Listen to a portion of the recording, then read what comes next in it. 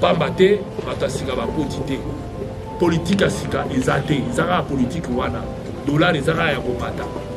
Bilomo Monaka na annonce, c'est que le premier ministre à l'époque, le lendemain, on a tout le dollar et qui t'a qui m'y passe. C'est que on a tout le dollar et bâti. C'est que le peuple a confiance. Pas ces Zara. Et donc, moi, Izate, espoir, Izate pour battre Sika Bazate. Je promets que va réduire le nombre de ministres pour train de vie ici, la main, ils ont 52 ministres. Pour l'année. Congo a besoin de donc, chez Oliambo, donc, en quelque sorte, c'est une question autour de l'Alina. Non, le père de mère, comme ça, mais il y a qui paye Tchani. Non, c'est un chômeur. C'est un chômeur. Ce qu'on dernier pays, c'est que moi, c'est un chômeur, il ne travaille pas. Mais courage, on a qu'on soit.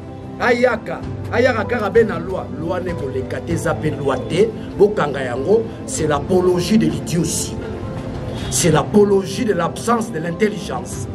Si le plan sociologique, loi est nul. Si le plan politique, loi est bon, biso, deux autres qui ne ma cohésion nationale. Dans l'autre éthique et morale, et qu'on a dit que tout ça va barbare. Nous sommes en plein 21e siècle. La transition, il faut que l'on ait tout souffrance, c'est l'équipe. La population n'est pas souffrir, vraiment. Pourquoi on est et ça, le seul jour où il y a un droit au Loba. Le seul jour où il y a un diriger, c'est comme on dit, la population, il faut que Nicolas Boana Bino ne l'ait. Le seul jour où Bino Boana m'a nommé, c'est le 23. Alors, si je vais dire le jour où il y a une souffrance à 2 ans. Bon, on dit. Chers amis, je vous interpelle tous. Les médecins ne sont pas encore payés. Les militaires ne sont pas encore payés. Les policiers ne sont pas encore payés. Les fonctionnaires ne sont pas encore payés. Aujourd'hui, nous sommes les 4e. Aidez-moi, nous sommes les 4e. Les 24. Nous sommes dans une situation de guerre. Du moment où le gouvernement ne s'attelle pas sur la situation sociale des militaires, ça veut dire qu'il y a l'absence de la volonté. Je commence à douter de Félix. Franchement, les amis, je commence à douter de Félix. Le doute est rationnel. Où est-ce que je puise mon argument dans tout cela? Je puise mon argument dans l'ordre social. Si les militaires ne sont pas payés jusqu'aujourd'hui, ça veut dire quoi? Il n'y a aucune volonté. Et d'ailleurs, je pense que leur souhait serait voir les 1-23 avancer sans cesse.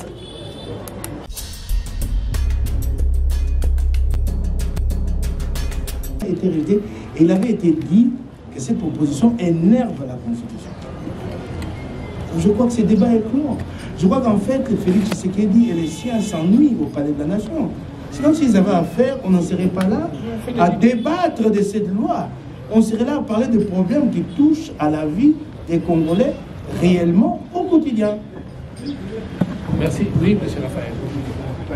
Raphaël. Selon le gouvernement, le 1-23, c'est l'ombre du Rwanda. Vous aviez participé à plusieurs rencontres. Est-ce que vous utilisez le nom du 1-23 comme mode de pression ou c'est exactement le fait? Vous aviez participé à plusieurs rencontres. Plusieurs personnalités politiques en République démocratique du Congo évoquent cette liaison entre le Rwanda et les 1-23 et ils ne sont pas congolais. Merci beaucoup. Je crois que le porte-parole du M23 est congolais. Le mouvement M23 est né à partir des accords CNDP, RCD, CNDP, M23 aujourd'hui. Tous soutenus par le Rwanda. Et les autres soutenus aussi par l'Ouganda parce que des fois on semble oublier que notre pays n'est pas seulement agressé par le Rwanda, mais il y a aussi l'Ouganda qui se trouve sur notre sol et qui occupe, il y a même des coins en République démocratique du Congo où on utilise la monnaie ougandaise pour faire des achats. Donc, ici, ce que nous regrettons, c'est le fait que la majorité n'ait rien à proposer au peuple congolais, adore cette situation de guerre, parce qu'on continue à faire en sorte que M23 aujourd'hui persiste et reste. Parce que des fois, on prend des décisions inappropriées. On n'est pas aux affaires, eux qui sont à la commande. Mais puisqu'on nous dit que le M23 est allié du Rwanda, mais qui a été chercher les Rwandais? Qui a été chercher les Rwandais? L'interview du Bissélé est claire. On est allé. On ne dit pas que le Rwandais est venu. On est allé vers le Rwanda. On m'a envoyé vers le président rwandais. Vous avez un carnet d'adresse. Qu'est-ce qu'il y a? On nous brandit maintenant cet accord qu'ils ont eu win-win-win. L'accord là qu'ils ont signé avec le Rwanda qui nous a amenés aujourd'hui là où nous sommes. Qu'on nous dise c'était quoi? Qu'on le mette sur la table. Situation 1-23 République démocratique du Congo, c'est une crise communautaire ou une agression selon vous? Mais la crise du M23 est une crise d'abord communautaire qui est appuyée par le Rwanda et l'Ouganda. Il ne faut pas se voiler la face. Le M23 n'a pas la force de nous attaquer. Et quand ils fuient, c'est repris où? Au Rwanda et en Ouganda. Ils vont nulle part ailleurs. Ils ont leur appui. Ils ont leur appui. Sans eux, ils ne peuvent pas exister. C'est qui sont aussi allés demander. Ce sont des Congolais, des pères et des mères qui ont trahi leur patrie, qui sont allés dans d'autres pays, ils doivent être jugés. Mais vous verrez ici qu'est-ce qui se passe après avoir pris des armes, on vous gratifie, on vous donne des postes. Et quels postes? Les postes que vous avez demandés. Alors, puisque c'est ça le mode de gestion, tant qu'on aura un gouvernement illégitime, ça va continuer. Il nous faut un gouvernement légitime, avec des élus choisis par la population. Il nous faut faire de bonnes élections en République démocratique du Congo si nous voulons avoir réellement la paix. Parce que ce qui se passe aujourd'hui, c'est la cacophonie. Parce qu'on nomme déjà, la majorité des gens qui sont là pensent que Kadima va les nommer. Les jours où Kadima ne les nommera pas, ils vont changer. Beaucoup pensent aujourd'hui qu'on va les nommer. C'est ça le problème. Oui. Encore 2 questions et puis on arrête. C'est Michel, au niveau du porte média de Best. Honorable, je voulais compléter sur le déploiement, vous avez parlé de M23. Qu'est-ce qu'ensemble propose aujourd'hui pour créer la paix à l'est de la République démocratique? Parce que sans la paix, on ne peut pas des élections quand même, honorable. Nous avons fait des propositions avant même que le M23 puisse faire à la paix. Moïse Katumbi et moi-même sommes partis à l'est de la République. Nous avons vu comment nos militaires s'est comportés, la souffrance, la misère de nos militaires sur le terrain, et surtout les blessés de guerre. C'est cette prise en charge qui manque. Vous avez vu vous-même les images ici, nos militaires quand ils tombent, comment il n'y a même pas d'ambulance pour les transporter, même pas de médicaments, même pas de bandes pour leur permettre d'aller. Ils n'ont pas de quoi manger. Ils demandent de l'eau. Non. Moïse Katumbi a fait des propositions concrètes pour mettre fin à cette situation. D'abord, il faut arrêter de pleurer. Il faut arrêter de pleurer. Nous devons nous organiser notre armée et lutter contre les autres. Nous savons qu'ils ont l'appui du Rwanda et de nous autres. Alors qu'est-ce que vous voulez? Nous devons nous battre. Nous devons être cohérents. On doit être sérieux et surtout respecter nos engagements lorsque nous les prenons. Souvent, on prend des engagements qu'on ne respecte pas. Et ça entraîne ce que ça entraîne. Donc, ici, l'occasion pour dire que voilà, il y a des solutions pour mettre fin à cette situation. Lorsque l'interlocuteur ne vous croit pas, comment voulez-vous avancer? Le M23 vous dit, ils sont venus ici et ça a été confirmé par le premier président de l'Assemblée nationale. Ils ont été logés, ils ont négocié avec eux. Qu'est-ce qui a capoté? D'un côté, on dit qu'on a négocié avec le Rwanda. On leur a tout donné. Rwanda commence à descendre. Qu'est-ce qui a capoté? Qu'on nous dise qu'est-ce qui était dans l'accord et qu'est-ce qui a fait que ça n'a pas marché. On va corriger. Mais aujourd'hui, moi, j'ai l'impression que le pays, il y a beaucoup de choses qu'on va découvrir. Parce que maintenant, là, on n'est pas dans les affaires. On découvrira. Merci. Excusez, pardon. Parler de l'armée, je complète un peu l'honorable défaut. Je vais vous démontrer que Félix n'a aucune volonté d'aider ce pays. Je suis dans la commission défense et sécurité. Chers amis, je vous interpelle tous. Les médecins ne sont pas encore payés. Les militaires ne sont pas encore payés. Les policiers ne sont pas encore payés. Les fonctionnaires ne sont pas encore payés. Aujourd'hui, nous sommes les 4e. Aidez-moi, nous sommes les 4e. Les 24. Nous sommes dans une situation de guerre. Du moment où le gouvernement ne s'attelle pas sur la situation sociale des militaires, Ça veut dire qu'il y a l'absence de la volonté. Vous me saisissez? Donc, lorsque je me rends compte, les militaires censés nous accompagner à cette lourde tâche, qui est, n'est-ce pas, de reconquérir les Congo, aujourd'hui divisés, et que les gouvernements qui crient jour et nuit, hein, Bendele Koyate, ils font le jeu du M23. Je commence à douter de Félix. Franchement, les amis, je commence à douter de Félix. Les doutes est rationnel. Où est-ce que je puise mon argument dans tout cela? Je puise mon argument dans l'ordre social. Si les militaires ne sont pas payés jusqu'aujourd'hui, ça veut dire quoi? Il n'y a aucune volonté. Et d'ailleurs, je pense que leur souhait serait voir les M23 avancer sans cesse. Quand on nous parle de 16 milliards, voilà l'escroquerie. Ce qu'eux-mêmes appellent la l'IDPS, ce qu'ils appellent la l'IDPS Kadiosha. Donc le Kadiosha est allé même au sommet de l'État. On vous parle de 16 milliards, 15 milliards, c'est faux, archi faux, ça ne se fait pas sentir. Si réellement nous avons atteint un budget de 16 milliards, on aurait déjà payé les militaires. Jusqu'aujourd'hui, ils ne sont pas compris. Donc, c'est un gouvernement incompétent, c'est un régime incompétent, c'est un régime agonisant, c'est un régime défaillant, c'est un régime qui, sa place serait dans la démission. Donc, nous en appelons au peuple congolais de demeurer courageux, vigilants, face à ces régimes agonisants. M23, qui est des pères étrangers, parmi les gens que vous connaissez. Non, mais parce qu'il ne faut pas appuyer quelque chose sans avoir de preuves. Tous ceux qui sont M23 sont des Congolais de père et de mère. Dans leur majorité, en dehors des Rwandais qui viennent les appuyer. Je dis bien, ils sont appuyés par l'armée rwandaise et l'armée ougandaise. Mais les restes, ce sont des Congolais. Que je vous cite les noms des gens qui ont fait les RCD avec le Rwanda, le M23, ainsi de suite. Ils ont toujours eu les Rwandais derrière, mais ceux qui vont vendre là-bas, en commençant par Wamba Diawamba, Artis Zaïd Ngoma, hein? Tous, ce sont des Congolais de père et de mère, mais qui vont vendre leur pays. Citez-moi un seul Congolais qui était de père ou de mère étrangère qui a vendu le pays. Citez-moi, dans la rébellion. Mais moi, je vais vous citer Mamadou Ndala, qui a payé de sa vie pour défendre la patrie. Donc, Noël Tchani, c'était l'embrouillère. C'est une loi qui lui a été donnée pour simplement utiliser cette loi contre Moïse Katumbi. Mais dans l'évolution, ils essayent de camoufler. Mais ça n'a pas marché. Ça n'a pas marché parce que l'intelligence étant un peu retardée, ils ont oublié que ce genre de choses ont déjà été réglées dans la Constitution.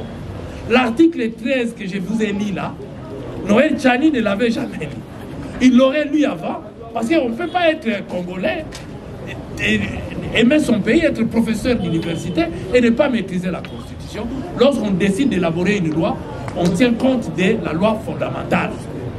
Et même Mbossa va de prendre, il faut tenir compte. Alors Noël Tchani, intellectuel qui se disent, je commence à mettre en doute ses diplômes. Parce que comment se fait-il qu'il n'a pas lu l'article 13, une seule disposition de la Constitution avant de faire sa proposition? Il l'aurait lu, il n'aurait pas fait cette proposition. Mais puisqu'il est utilisé pour faire le lit du M23 par des gens qui ont compris qu'ils sont incompétents, qui ne peuvent pas gagner, voilà pourquoi on leur donne des béquilles. Parce qu'aujourd'hui, le M23 va récupérer cette histoire. Voilà, on vote même des lois racistes. Et lorsque vous parlez que lui n'a pas parlé du racisme, c'est de la poudre aux yeux. Quand vous regardez ses parrains de l'UDPS, lorsqu'ils communiquent, ils citent qui? Vous avez suivi, non? Ils citent des noms en disant ils sont des métis. On ne pointe que des métis, puisque ceux qui ont des parents de l'autre côté ne sont pas cités. La preuve, on n'a pas cité Maman Marthe, hein? Dont son fils a dit que son père venait de l'Angola. Est-ce qu'on l'a cité? Parce que la peau est noire. Donc, nous avons 9 voisins, et les 9 voisins ne sont pas cités. On ne pointe que les métis, parce qu'on pense qu'il y a un métis qui risque, qui a tellement bien géré, qui a, dans la population, entend beaucoup de lui, qui est aimé par des Congolais, qui est un homme social. Vous avez vu vous-même ici l'histoire du stade. Dans ce cas, pour aider Noël Tchani, il faut lui dire que pour être candidat président de la République, il faut être Congolais d'origine Qu'on le dise, non? Qui sont les Congolais d'origine? On les a vus marcher le 30 juin ici par Mobutu, les a fait marcher. Les premiers citoyens, ce sont les Pygmées. À ce moment-là, seul le Pygmée, parce que nous tous, on est venus de quelque part. Certains sont venus du Soudan, les Bantous sont venus d'ailleurs. Alors, à ce moment-là, pour être candidat président de la République, il faut être un Pygmée. Parce que le pays de Congo ici appartient aux Pygmées. C'est ça le premier. Est-ce que vous n'avez pas lu l'histoire du Congo? Qui sont les premiers citoyens? Les Pygmées. Voilà. Donc seul le Pygmée. Appliquons la loi Tchani. À ce moment-là, l'article 10 nous redonnons le pouvoir aux Pygmées, puisque ce sont le seul premier citoyen au Congo. Qu'on connaît tous. Les autochtones, les Pygmées. C'est à eux qu'appartient le Congo. Nous tous, nous sommes venus de quelque part. Nous tous, nous sommes des hybrides. Puisque nous sommes tous des hybrides, désolé. Les propriétaires, d'ailleurs, on les a envoyés en forêt, on a réduit même leur espace. Certains mouvements ici ont bouffé leur cœur. Hein, il faut prendre les Pygmées, prendre le cœur des Pygmées, manger le cœur des Pygmées, et faire même de leur viande, je ne sais pas quoi, pour devenir invulnérable. Vous avez vécu ça? Non. Si tel est le cas, redonnons le pouvoir aux Pygmées. En ce moment-là, le seul premier citoyen de ces pays qui peuvent diriger le Congo, c'est eux. On leur laisse. Donc ça, c'est une loi, d'abord, qui ne passera pas, dont l'intelligence de ceux qui sont en train de le propager est limitée. Nous demandons aux Congolais de ne pas s'en faire. C'est du théâtre. C'est vraiment du théâtre. Et ce qui fait mal, c'est que dans une institution, on veut institutionnaliser ce qui est condamnable par la loi. Ce que la Constitution condamne. Je vous ai dit que cette loi n'est utilisée que pour flouer les gens. Et ça passera. Honorable, s'il vous plaît, s'il vous plaît, un mot en lingala et puis on va tout. Et là, on a Sabino pour la loi Tchani. On en français. Et ça, le fait que il y a union sacrée, Toto Bengambo, union sucrée. Ils ont utilisé la loi Wana. Pour appeler ça M23, Makasi, Mapeka, argument. Pambate M23 na ba Rwandais, ba Lobaki na Congo, ba menaka ba communauté vie difficile. Côté kuna ba Lubi, eza ba rwandophone, tolinga ba moté na Congo, to boto la bango nationalité. Et de l'autre côté, bo moni loi waneye, et comme ko boto la ba métis nationalité. Et même pas ba métis nyonso. Quand ba métis nyonso sauf ba Luba. Awana oui, là autant à Bangoté, on l'a dit communication il dépasse. Pas autant à Bangoté. Donc, il est grand temps de mituna. Loi na siko yo saladi puisque ça loi moko egotika la moleka té. Et que les caté pas batté, loi wana ezo violé article 13 de la Constitution.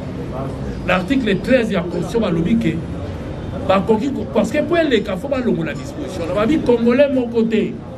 Même par une loi bakoyi kolongola ye kondimate akota na mosala quelle que soit position tribu na ye origine na ye to nini na ye. Alors ce balingi loi les cas il faut pas modifier disposition. Or pour pas modifier disposition wana et c'est qui toi en état de siège tu on doit en état de siège donc ça de deux même balongo l'état de siège l'article 220 de la Constitution lobi modification mon côté ko salama na Constitution. Ce qui est objectif dans les alliés, on va diminuer les droits, on va cumuler les bases. Or, on va cumuler les bases. On va la papa, ton maman, on va la cumuler d'origine, on va la candidate, on va voter. Ce qui est bolongoli, pour diminuer, on va modifier. Et pour modifier, on va accéder à la cumuler les droits. C'est-à-dire, ce qui est modifié pour la double nationalité, ah oui, pour baki si bolongoli. Mais ce qui est pour bolongoli, modification, on peut qu'on y kunzi, il faut y aller.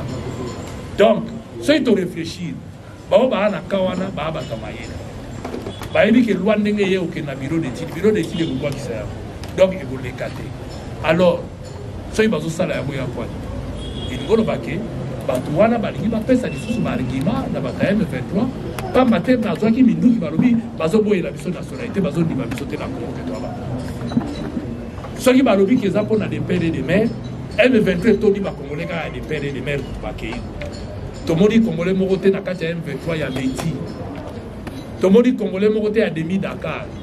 Alors si bango bazo lo bande mwana ngolo baba li ba pesa bango le sous baba sa bomoni ba voter même loi moko raciste kuna ba voter loi moko même ya kodimne ba congolais biso kutawa to ko katé do fuka to za bandu bo katela biso teni ya mboka balkanisation ya mboka et bandi alors bakolo ba bato baza à l'est na kati ya Congo tika to sala ba mboka ndenge bomoni bakabola Soudan bakabola mona mibale ba noir batika ni koto yo ba arabe bake kote wala ko ba risque pe ba sala ya or tozara besoin et pour na likamba gouvernement et bimisika ya moto expliquer bato ezara mo gouvernement moko changement moko alimentaire pamba te bato asika bakoti te politique asika ezate ezaka politique wana dollar ezaka ya komata bino moko bomonaka na annonce ya Tshisekedi premier ministre à l'époque le lendemain on a tongo dollar ekitaki miyibi basisaki oyo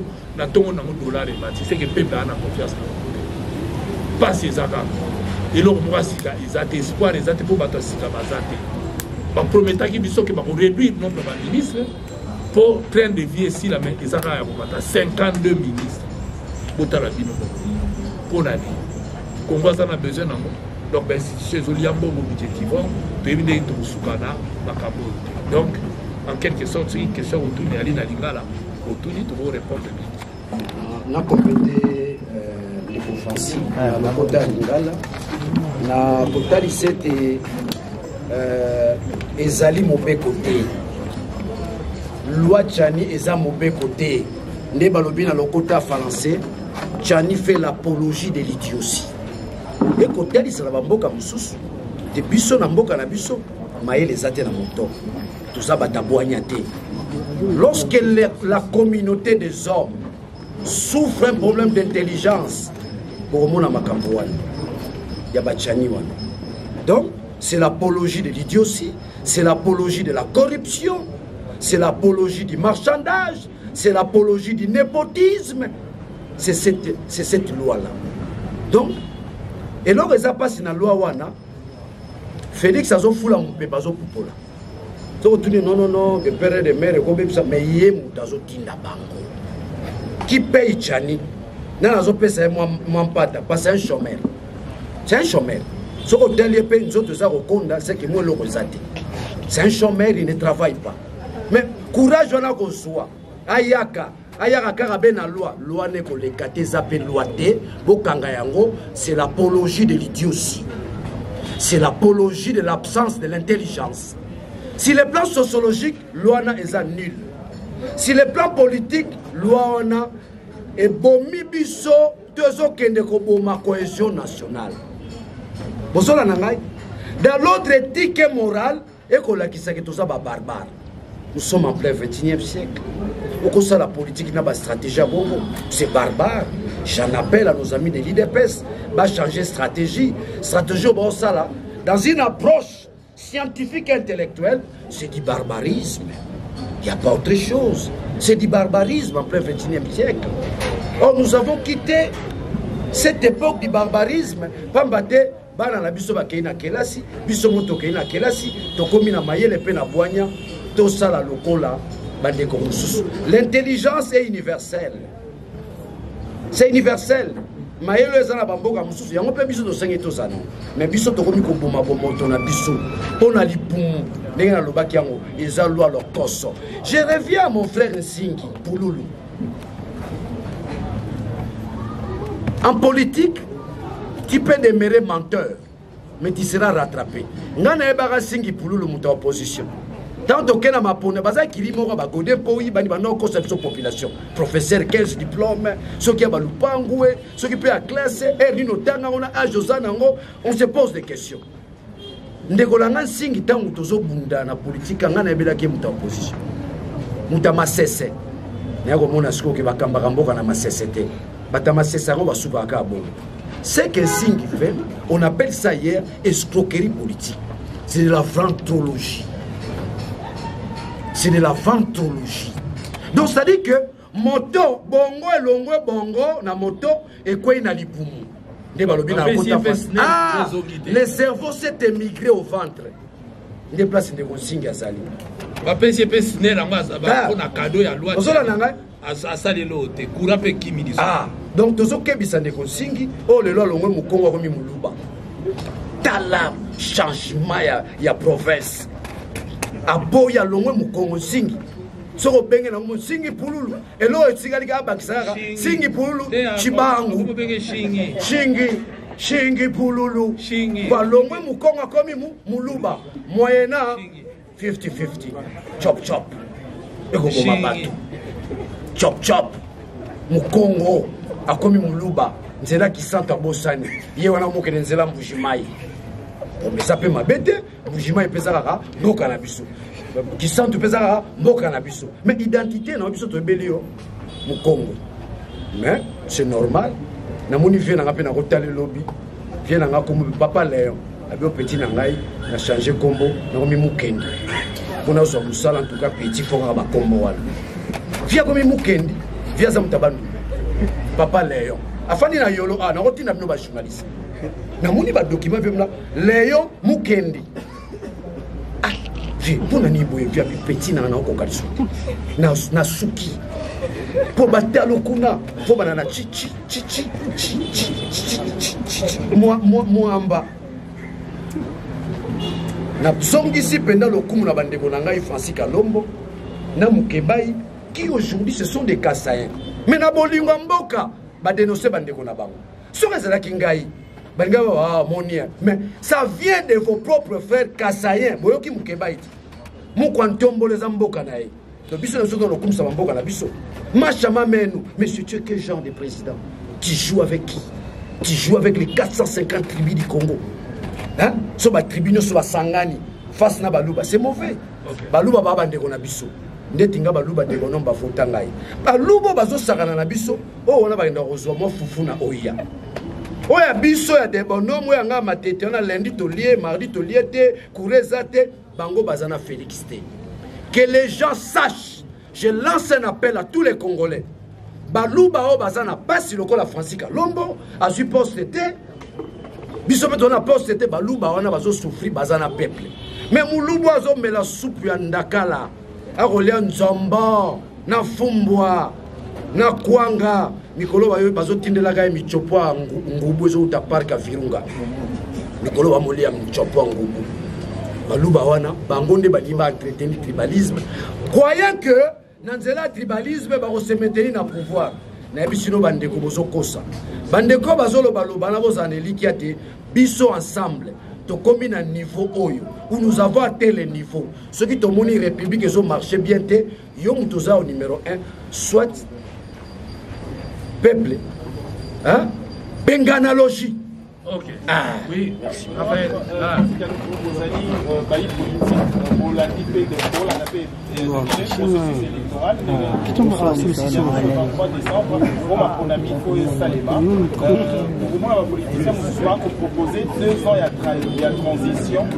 Ensemble, la position dans la mesure où les élections et ça la maté poil. Et au salam. Donc, tu as vu la régularité des alliés belés. Pourquoi tu as dit que tu as dit que disons ensemble de toi. Tu as dit que tu as failli aux salam en enrôlement. Tu as dit que le processus est amabé. Tu sais qu'il va pour le 23, il faut bien placer. Pourquoi ne faut pas ça? Il faut élection ça. Contre l'idée de transition dans la vie. Mais dans le but, pourquoi faut qu'il y ait une transition alors que l'élection fait ça là? On a budget 16 milliards. Donc, bon, tu as basi ba te biro na bango ya se do ba biro te mutezangi tozo lakisa ba incohérence ezo salama parce que mon boulot ko risquer bima ya moto ko senga na bango ba corriger so ba na bwanya te ba senga ba na expertise ba zali ba sali sa bango pour le 23 faut que na bango to n'était pas ni mais il y a transition faut bolongola ya mona mitu souffrance c'est l'équipe population n'enga zo souffrir boy vraiment bon que les mawate et ça le seul jour oh ya na droit au loba. Le seul jour où il y a à diriger, c'est comme il y a une population, il faut que Mikolo Boana Bino ne l'ote. Le seul jour où Bino Boana Malobeza le 23.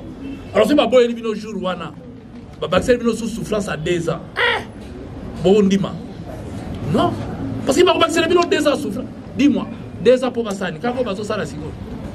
parce que bazui 5 ans mobimba ya mvimba basali nango rien parce que faut pas proposer que ti le lot aka na cadre ya Union Sacrée FCC na cash c'est les mêmes mutaika ko bakama na cash wana ya bemba parce que le reste majorité na kati ya Union Sacrée za FCC en tout cas wana babaluki je sais ça ya mbo est-ce que go passe longwa et longwa te to ba notanga o bango bazako condamner ceux to komi le président de la République a eu Sarabino so a commis na pouvoir et loka liboso a okanga aner akajo tu ya aner a okanga vrai ou faux et kangama yami balé alobaki na bino awa a okeno fana na goma pour asilisa bitumba donc ceux to bandi ko tanga hein tout wana ya biloko mingi eza wana ezosala malelo bago passe na aéroport ba passeport matita loué tout eza biloko fese ça zala ko sala bango bazui ba osala ngo pire encore parce que tanga fese c'est moi ko banga kabile alaka réserve alaka mais lelo on dirait bazo banga te ko banga eza nango te comme il a un mode de gestion ko papa ya ko papa donc partant de là et là manobe wana te peuple azo souffrir a ngo pesa bango ata les même ba c'est les 24 à Olinga parce que seul jour ya ko loba eza les 23 linga loba o ya lingi alinga tshaba dirigeant ba kozala alors bon pousser là sous 2 ans Olingi était 2 ans Olingi était ce qui a un régime mais bobomi ko po ba yesi koyo ba koti sikoyo hein pendant quelques mois donc si quelques mois o ba osala la bino quelques mois kaka nga ba tchenga na bundi hein na suis chance eloko pamba na quelques mois la bima parce que tu calcules bien bazanga wana pour 3 mois parce qu'après tu dis to compte campagne tant to bandi campagne nana ko gérer nani alors faut peuple fongola miso bon di ma prolongation te faut to kene na élection le 23 pour na bato ya sika pour ba oya nyos baleki bino to bolobaki yango ke ba noma bango ko nommer bo votaki bango te alors boye bisanga botangelanga de to fandi awa ata 5 députés oyo bazongela ki bino na ba vakasa basali mwa bae bazate mingi siko bakomo luka mikolo nde balingi basala bino ba pakola bino mateka poudre osier bakimaka bazalaka te moko na wodi ya wuti kuna na matete tanga nini abandi ko te ono tozwaka 18000 ba ololi ezebele mais bino mo botala monta bazwaka mais bazongi c'est la population 18000 wana bimina monoko na ye bansu basi babaki 21 toki komi 30 musu bawanga naki o 7000 bazoba kibiso bakase ba ozoba biso mais lokuta bazonga bobenga ya wala baki 7000 azonga boye bise muninga na 18 yo lobini mabena bino ne bozongela abangote so muta lobika botiki ba chavar pour bozongela ka infraction pour ba nozongela ba donc je crois que tout ce qui awa na osenga bino vraiment merci na présence la bino et que aussi boyebi mbala sima to benga bino lisusu no continuer ba point de presse parce que tozana choix. Merci beaucoup.